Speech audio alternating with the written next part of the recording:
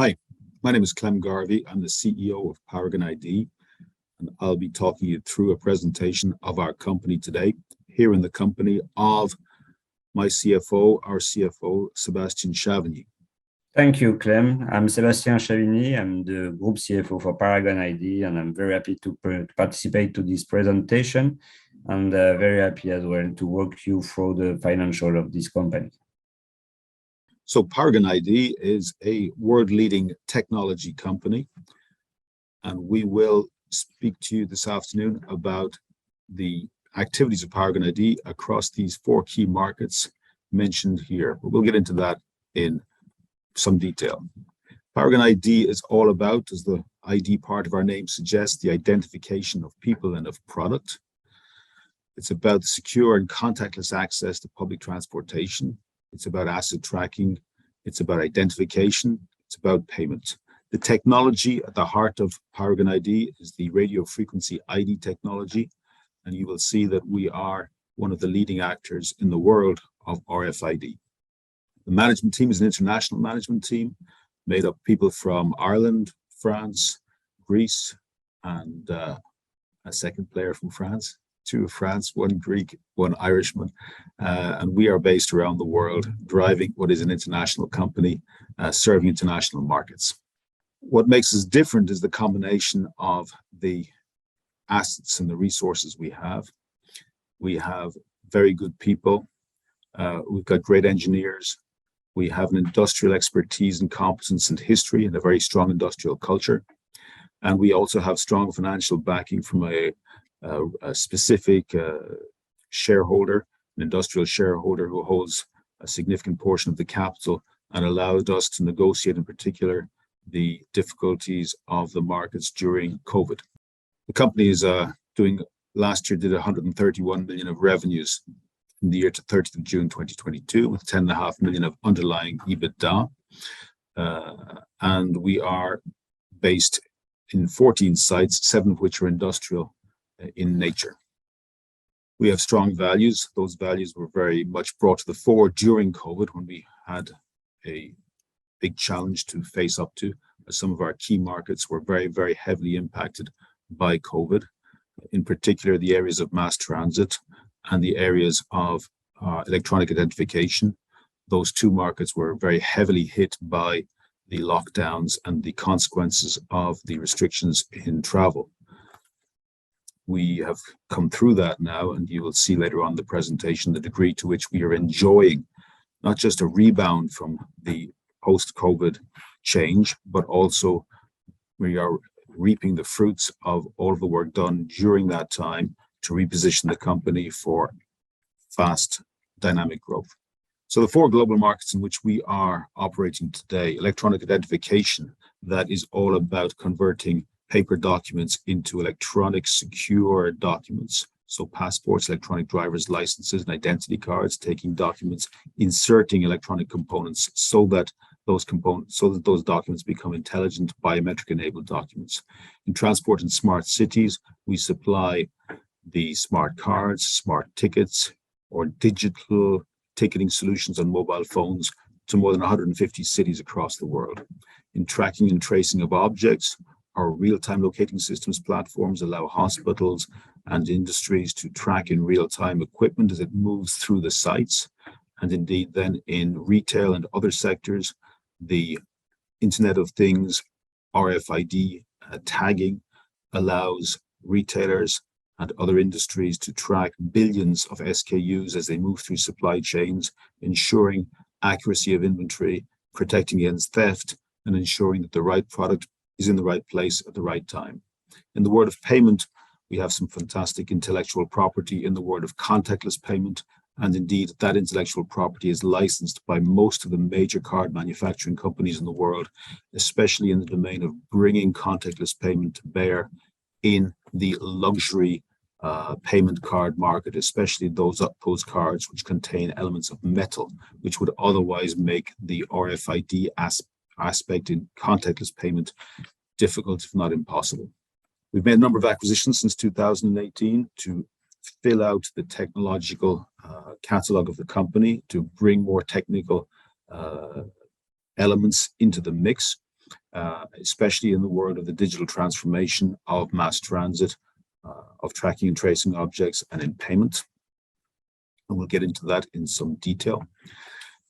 We are, as I mentioned, present in 14 sites, and 7 of those sites are secure industrial sites, where we manufacture in Romania, Germany, France, UK, and in the US. We have 2 installations in the US, one in Burlington, Vermont, where we manufacture the inlays for the US passport, and one in High Point, North Carolina, where we manufacture smart cards and smart tickets for mass transit operators across the US. Our strengths. Well, what makes us unique is the combination, as I mentioned, of the engineering, which allows us to design RFID components, the manufacturing, which allows us to actually produce these components ourselves to our own design, then the integration of those components into product, whether those be tickets or cards or other elements. And then finally, we bring those and sell those into the market, including the commercialization of some of the platforms to deploy them and use them. We're particularly strong in those platforms in smart cities in the mass transit world, where we have one of the fastest growing digital ticketing platforms which exists, supplying more than 50% market share in France, for example, and present in Italy, Spain, and also in the UK and Canada, where we provide those digital solutions. But more generally, as I mentioned earlier on, practically every city west of Moscow is a client for smart cards, smart tickets, or some form of ticketing media from Paragon ID. We're present, as you can imagine, at all of the major international shows, deploying these solutions. And most recently, we have brought the global solution to mass transit operators in this marketplace, whereby we provide not just the ticketing media, but we provide the whole IT platform, the physical validators you see in the presentation here on the left-hand side of the screen. You see these validators which we would provide into the tramways, buses, and other elements of a mass transit system, whereby these readers would be used to read banking cards, smart tickets, mobile phones, QR codes. Any media at all can be read by that particular validator. And so we can provide a transport operator the entire solution from start to finish, and so that he never ever has to concern themselves again about the actual deployment of the solution. In tracking and tracing, we are the largest provider of RFID technology, manufacturer of RFID technology in Europe today.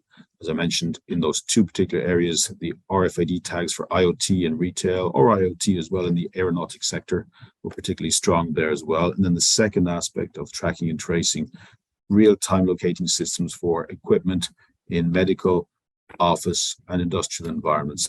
The track and trace teams, international teams based right across the world. We have representation, commercial representation in Europe, in Asia Pacific, and in the Americas.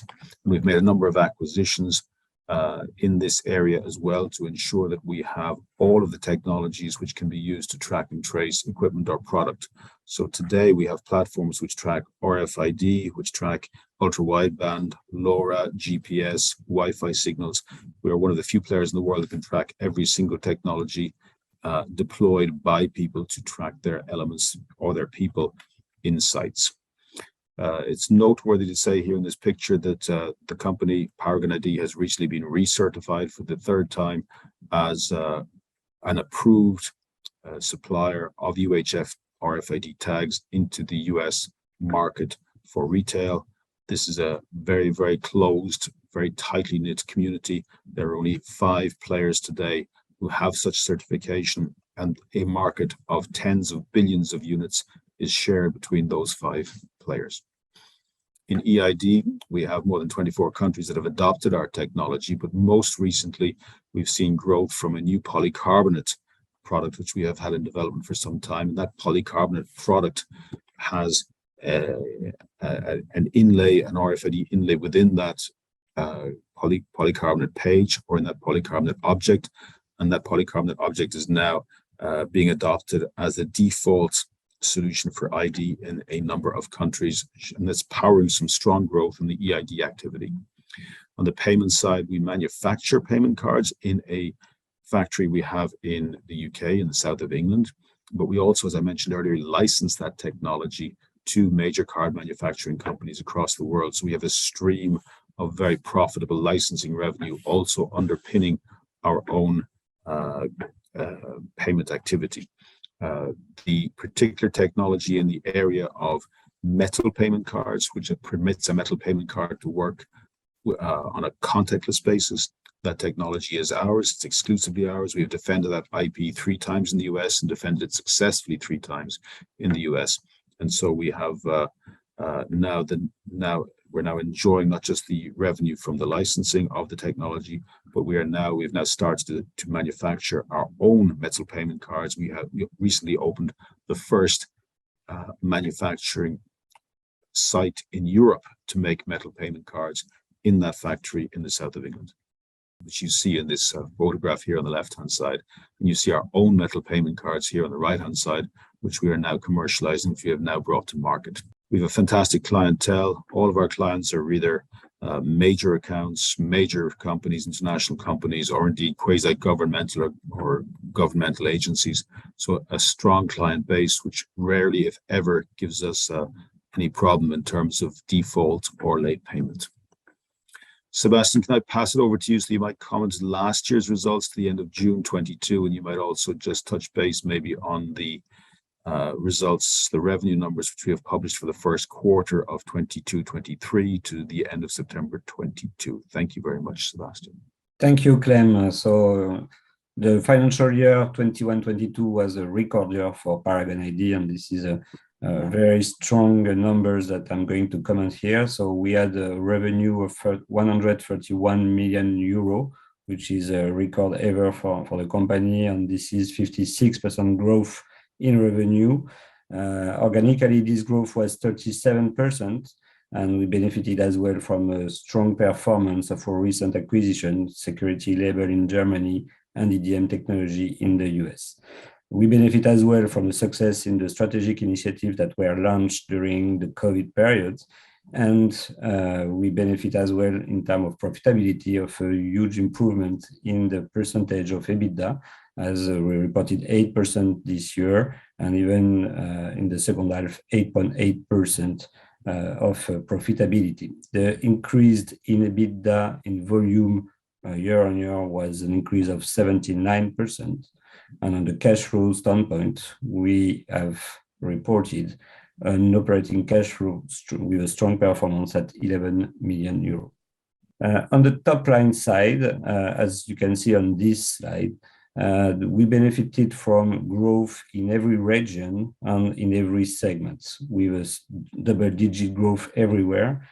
So the message here is to keep in mind is that the rebound in our activities and the growth in our strategic initiative were across the world and were in every segment. Maybe let's go in one by one. So the mass transit activities benefited really from the rebound post-COVID. We reported 49 million of revenue in 21-22, and this is 37% of the total revenue of the group. The growth in the mass transit area was 81% year on year, or 67% organic. And the post-COVID rebound and market share gain that we benefited from the COVID period helped a lot in the rebound. And as well, the passengers are returning to the public transportation following the end of the restrictions. We have had a lot of orders from the transport operators during that year, and this is only the start, as we see in Q1 this year, more orders coming. The strategic initiative in the mass transit is the development of our digital mobile ticketing and account-based ticketing platforms. As Clem mentioned, we have Airweb's mobile ticketing platform, which is the fastest growing platform in France and the leader in France on this market. And we are investing strongly to sustain the growth in that area with the acquisition of Urban Things that was done in the United Kingdom at the end of 21-22. The track and trace segment was 44 million in 21-22, or this is 34% of the total revenue, and this segment has grown by 61% year-on-year, or 27% organically. And this is the result of two things: the success in our strategic initiative and the acquisitions. So the acquisition of Security Label in Germany on July 1st, 2021 has bring a lot of growth in the coming year. And this was a success thanks to the rebound of the aviation industry post-COVID, but as well the market domination in EMEA from Security Label and the strong rebound of the client's portfolio, historical portfolio of Security Label. On top of this performance, we have two strategic initiatives that bring a lot of revenue this year and that will bring revenue sustained growth in the future, which is the UHF RFID tags for the IoT retail, with strong progress with the deliveries of the products to the major household name companies, and they bring the technology IoT in our main factories in France. So we really good success of this initiative, but the growth will be more significant in the coming year, and particularly next year. The real-time locating system RTLS platforms is one of the fast-growing platform cloud-based sold as a SaaS or PaaS system model that's based on recent acquisition. So we have the RFID Discovery acquisition in 2018 and Apitrack in 2021. The combined platform is growing very fast and bringing new recurring revenue at a high value. And to accelerate this growth in the coming years, we recently acquired Traxio in Spain in early 22-23. The payment segment. So the payment segment was reported 28.7 million of revenue in 21-22. This is 22% of the total revenue of the company. The organic growth on that segment was 22% year on year, and this is coming mostly from Thames Card Technology historical business with some market share gain during the period, and an increased activity in this traditional activity of gift card and loyalty cards, and strong performance from the payment cards activity to the fintech banks. We have a strategic initiative that will further increase the top line in that segment in the future with our own manufactured metal payment cards that were launched. The first metal card was produced end of 21-22, but we have now launched a new factory to produce our own metal cards in November this year. All the certifications were passed. Eurocard, MasterCard, Visa, the EMU certification is achieved, and we have our first significant contracts coming now. On the EID side, the revenue reported was 9 million for the year, or 7% of the total revenue. The organic growth in that segment was 53% year on year, and this is coming mainly from a strong activity in Europe and North America, with the reopening of the borders on international travel recovery. The request of passport was increased a lot, and we have a strong demand for volumes already last year and for the coming year. The profitability on the P&L of 21-22. So what we can say here is that we had a strong defense of our gross margin, which remain at close to 50%. This is the result of operational excellence in supply chain, in manufacturing processes. Despite the growth, we managed to keep our standards very high to maintain this level of gross margin. But as well, this is the discipline in passing all the increased cost that we receive from our supplier in the international context where inflation is imposing us a lot of cost increase. Another point in terms of profitability is with the higher level of revenue that we benefited this year, we have a strong absorption of our fixed cost, which allow us to leverage on this basis to generate more EBITDA. The good performance of the acquisition security level on EDM has helped the profitability of the company for the year. The exceptional elements were minimum this year and positive by 0.6 million euro, and this is a write back in provision for future additional payments related to the acquisition of Apitrac. The financial costs have increased by 0.9 million euro, and this is related to the interest on our debt and additional financial debt. The net income has improved and was even positive in the second semester, which is a good sign.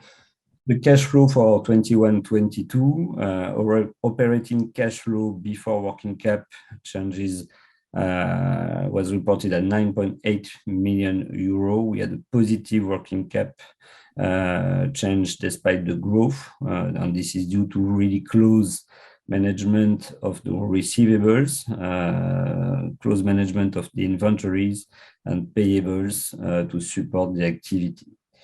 As a result, the operating cash flow for the year was positive at close to 11 million. We have invested in CapEx for 9.6 million euro, 4.5 million was related to the research and development project or software activities, and 5.1 million euro in the industrial equipments to support the growth in the future. As a consequence, we have a positive free cash flow of 1 million euro for the second year consecutive. Cash out on acquisition was minus 7.3 million euro. 5.4 million euro was related to the two acquisitions, security level on EDM and urban things. So three acquisitions, security level, EDM and urban things, and 1.9 million euro related to earnout payments on previous acquisitions. Financing flow was positive by 6.6 million euro as we took some new bank loans, such as the green loan that was provided by the BPI, the French investment state bank, that gave us this 5 million euro, or recovery equity loan for 3.7 million euro. Additional funding from the Paragon Group for 3.4 million euro, and reimbursement of our historical debt and financing cost. The balance sheet as at June 2022, to keep in mind, so the goodwill has increased due to the acquisition of security level on urban things.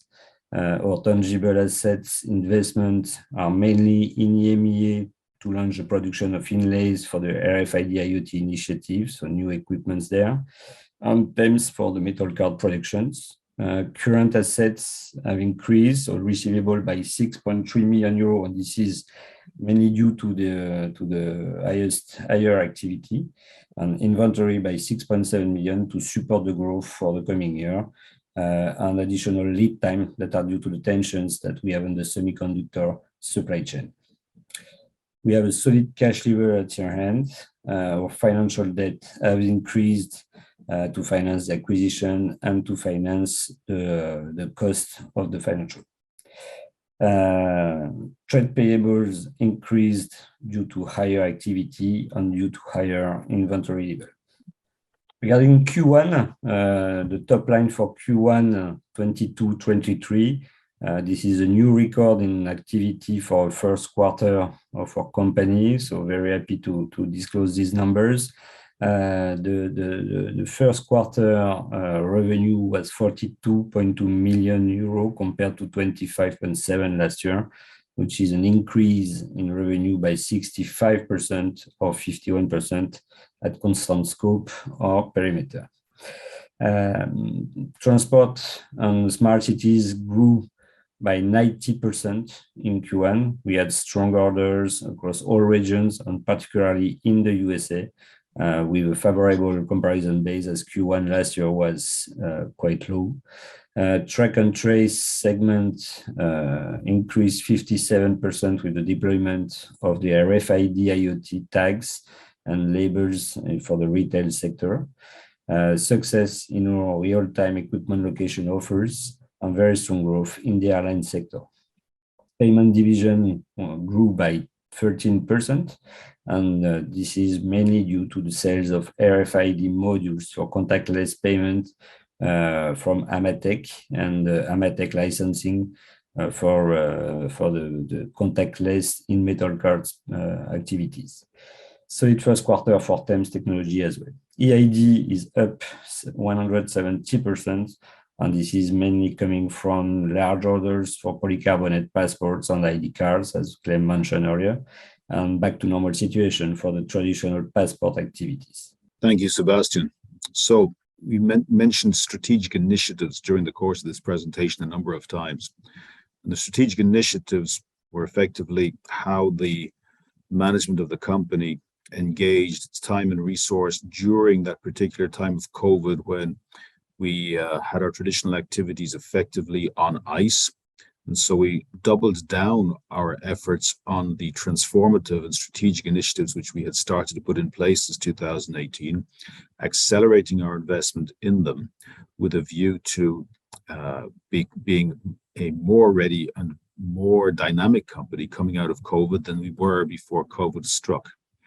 So those strategic initiatives are yielding fruit, as I mentioned earlier on. The growth rates you've just seen in Q1 reflect the first contributions of any size from those strategic initiatives. And indeed, I have said to the market that we expect we are now in a position to grow organically, such that every 2 to 3 years, we could double our revenues. And indeed, if you look at the revenues during COVID, they were in 2021 of around 80 million.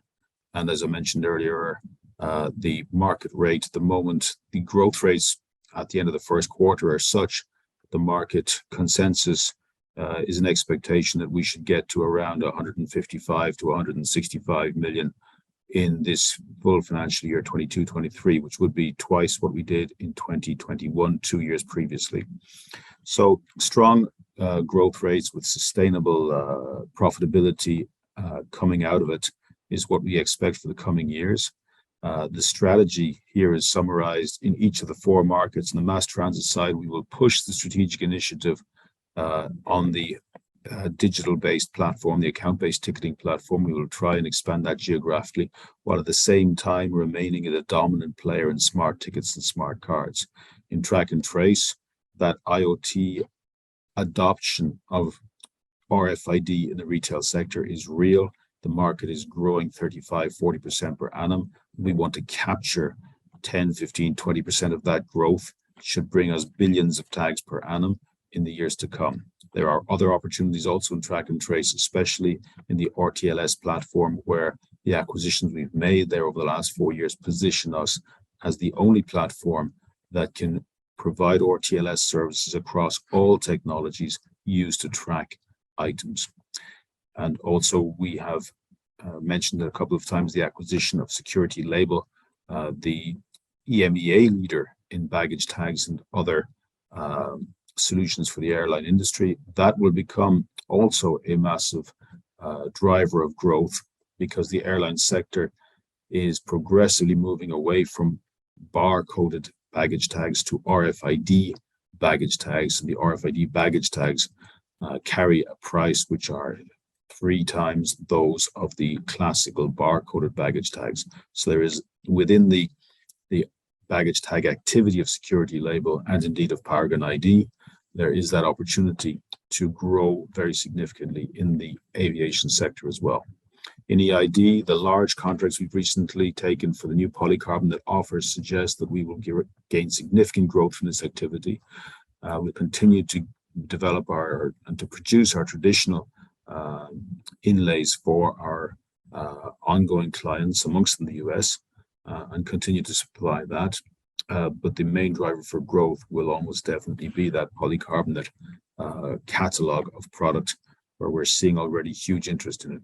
And finally, the move to producing our own metal payment cards. Those luxury metal payment cards sell at a very, very high price, and therefore will bring a new driver of profitable growth, in addition to the profits coming from the licensing revenue we're already obtaining from the metal cards. So that, in a nutshell, is the strategy of Paragon ID. Thank you very much for listening.